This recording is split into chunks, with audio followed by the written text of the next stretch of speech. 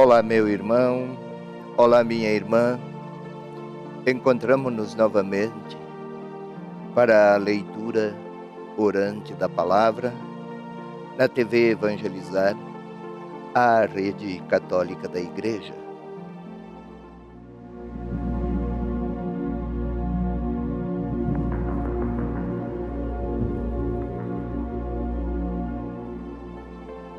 Para este domingo, o Evangelho é o 24º domingo do tempo comum.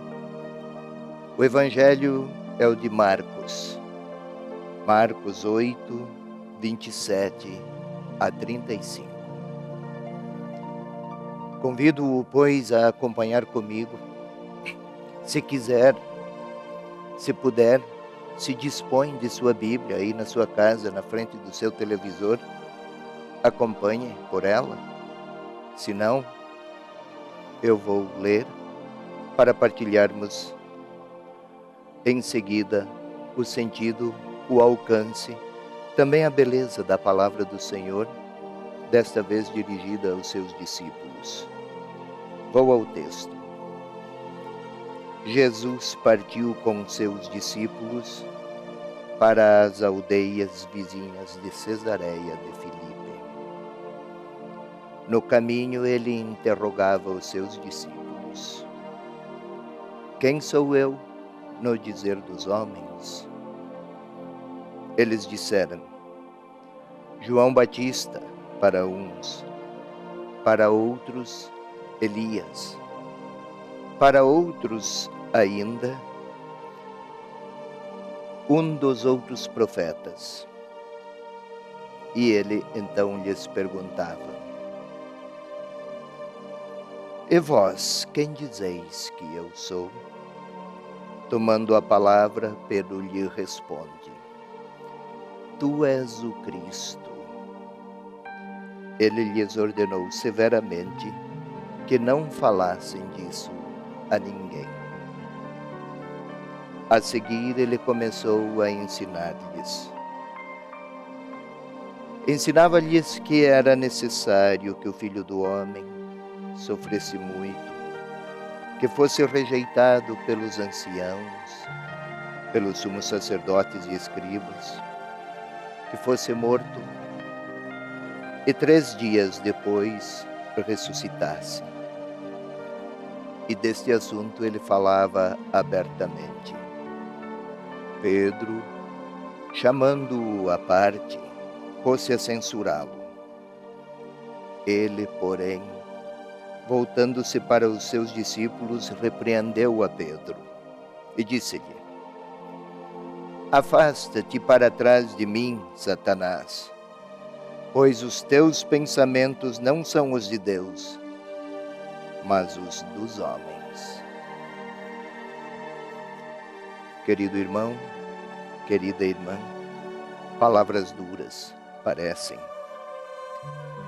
Jesus partiu com os discípulos para as aldeias de Cesareia e interrogava os discípulos: Quem sou eu, no dizer dos homens? Lembra que, quando Jesus operava certos prodígios, ele pedia aos beneficiados, às pessoas favorecidas, pedia a ele que não revelassem, que se mantivessem silentes. Vez por outra, até houve quem gritasse: Sabemos quem és tu, és o Santo de Deus. E ele ordenava que se calassem. Agora parece ter mudado. O que dizem eles? E um passo seguinte: E vós, para vós, quem sou? Agora parece que quer que lhe seja dito o que pensam dele. A resposta primeira: uns Elias, outros Jeremias ou qualquer um dos profetas, também João Batista.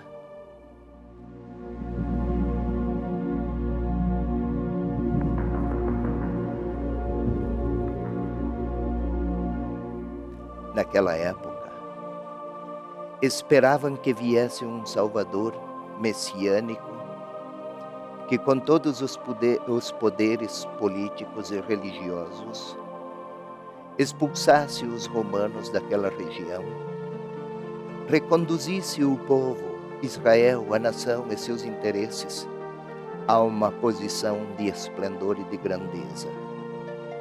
Esperavam um Messias, um Salvador que aliasse religião com poder e prestígio político e potência econômica. A pergunta de Jesus, uma segunda pergunta, para vós, quem sou? E a resposta de Pedro parece ter sido clara. Afigurava-se muito clara. És o Cristo. És o Salvador. És aquele homem de poder e de grandeza que o povo espera. Embora a resposta tenha sido positiva, ela estava muito marcada por pensamentos humanos de grandeza. Então, Jesus começa a esclarecer. Começou a ensinar-lhes que era necessário ao Filho do Homem sofrer, passar também pela rejeição, atravessar pelos caminhos da morte e ressuscitar. Até então, era fácil seguir Jesus. Pedro estava muito contente. Os outros discípulos a mesma coisa. Afinal, multidões seguiam-no. Prestígio, um milagre aqui, uma vitória lá, silenciava os fariseus em outro lugar.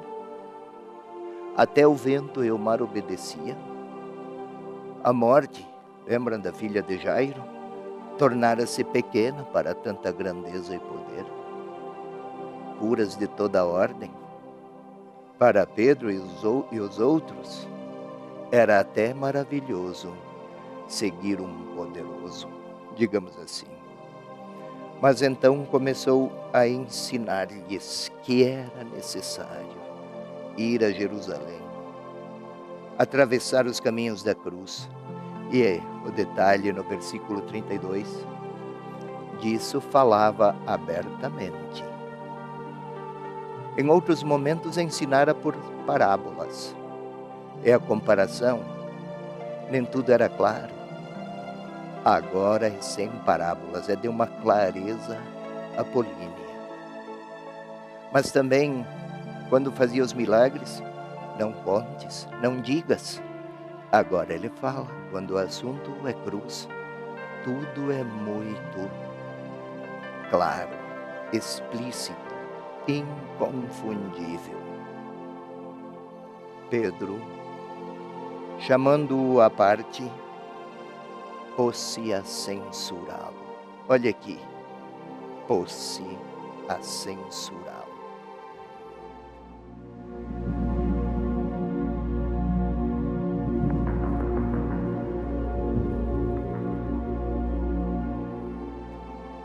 Na realidade, Pedro se parecia muito conosco.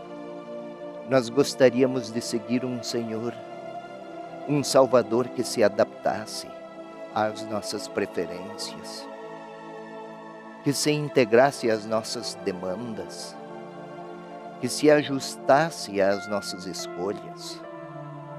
E olhe, um Deus de poder mostra o seu poder, mas não necessariamente o seu amor. Agora, quem se dispõe a todas as renúncias para manter-se próximo daqueles aos quais chamou e não oferece outra possibilidade senão sua amizade, sem nenhum outro interesse, isto se verifica porque ama muito. Isso acontece lá onde alguém ama em nome de Deus. Amor e renúncia acompanham-se. Um dá as mãos ao outro. É assim aí na sua casa, com a sua família, com os seus filhos. Não é assim, pai? Não é assim, mãe? Mas a Pedro pareceu difícil demais. Repreendia o próprio Jesus. Mas Jesus, vendo os discípulos, repreendeu a Pedro. Isto é, falou a Pedro e falou aos discípulos, e essas palavras valem aos que hoje querem segui-lo. Afasta-te para trás de mim, Satanás. Que palavras duras. Para trás de mim, Satanás. Satanás não era, naquela época, ainda associado com potência ou pessoa diabólica, mas era o tentador, aquele que propõe caminhos distintos aos de Deus. Pedro queria um Salvador e uma salvação sem cruz. Quais eram os problemas de Pedro e os nossos? Está na resposta de Jesus. Os teus pensamentos não são os de Deus, mas os dos homens. Tudo fora fácil e maravilhoso até então. Mas volto para trás de mim. Lembra que quando Jesus chamou Pedro e André, Tiago, João, chamou-os com o verbo segui-me. Venham atrás de mim.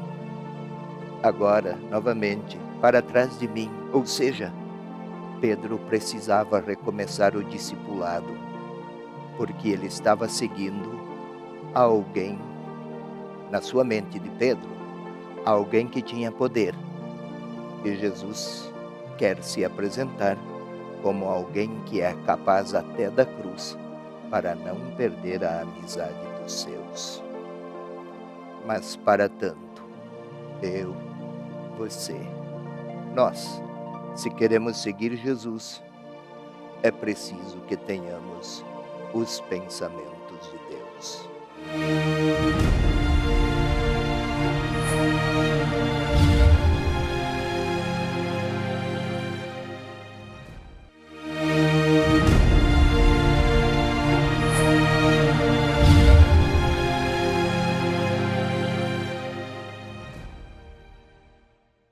Vamos, pois, querido irmão, querida irmã, agora sim, mais propriamente à leitura orante. Explicado o texto, ou o que a palavra diz, o que o texto diz, tentemos mergulhar na palavra, no contexto, nas cenas, e participemos dela, para que a palavra, pronunciada outrora, escrita outrora, aos primeiros cristãos, valha a nós, também para nós agora. Eu convido, porém, para esse momento, ao nosso exercício de pacificação interior, para evitar distrações. É sempre esse o problema. Quando queremos rezar, as distrações parecem nos invadir nossa intimidade, nossa mente, nossa inteligência. Mas dá para vencer. Novamente, queira fechar seus olhos. Coloque-se numa posição confortável. Vamos à pacificação interior. Ainda não é leitura orante, mas nos predispõe. Os olhos fechados, queira sentir seus cabelos. Parece curioso, mas para senti-los é preciso concentrar-se. Faça o mesmo, sentindo os seus olhos, sua nuca, os seus ombros. Pode fazer o mesmo, tente sentir o seu coração a bater no seu peito, os seus pulmões a encher-se de ar. Tente sentir sua coluna, as pernas, os pés, São exercícios muito simples. E agora vamos juntos. Começa a nossa oração. Pedir que o Espírito Santo, que inspirou o autor, o evangelista Marcos, inspirou-o a escrever, inspire-nos a ler. Pode orar comigo. Vinde, Espírito Santo, enchei nossos corações, iluminai nossas inteligências, afetos, nossa vontade. Fazei-nos capazes de ouvir, de acolher a palavra de Jesus Cristo e de aderir a Ele, que é nosso Salvador. E então agora, vamos imaginar todas aquelas cenas. Elas foram há pouco lidas, proclamadas. Mantendo-nos com os olhos fechados, tentemos imaginar Jesus com seus discípulos em uma aldeia, que o evangelista chamou de Cesareia de Filipe. Mantenhamos-nos aí, concentrados. Queiramos vê-lo e vê-los. Jesus a lhes perguntar: quem dizem os homens ser o Filho do Homem? Tente ver. Um discípulo a responder, outro a falar. Uns dizem que é João Batista, outros que Elias, um outro dos profetas. Com a imaginação vejamos os gestos.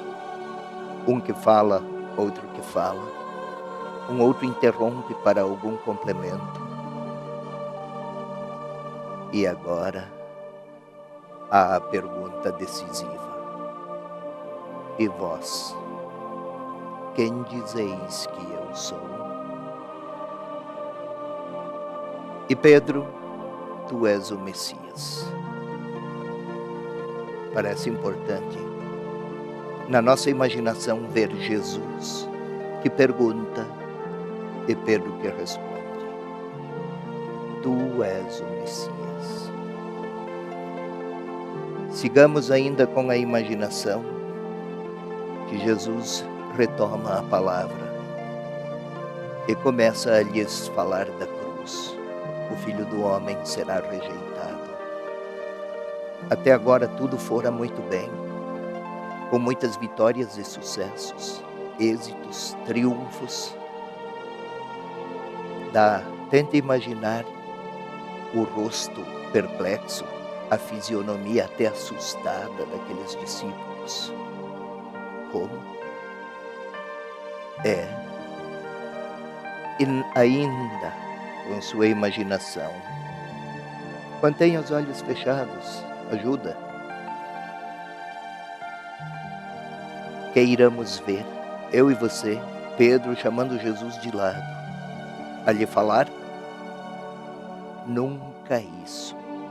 Até os gestos de Pedro parecem vigorosos, agitados. E a resposta de Jesus, ele também, forte, palavras decididas. Afasta-te, põe-te atrás de mim. Começa de novo o discipulado, Pedro. Teus pensamentos são os dos homens, não os de Deus. E agora, querido irmão, querida irmã, vamos nos inserir no texto imaginado, lido primeiro, explicitado, explicado, imaginado. Agora vamos lá.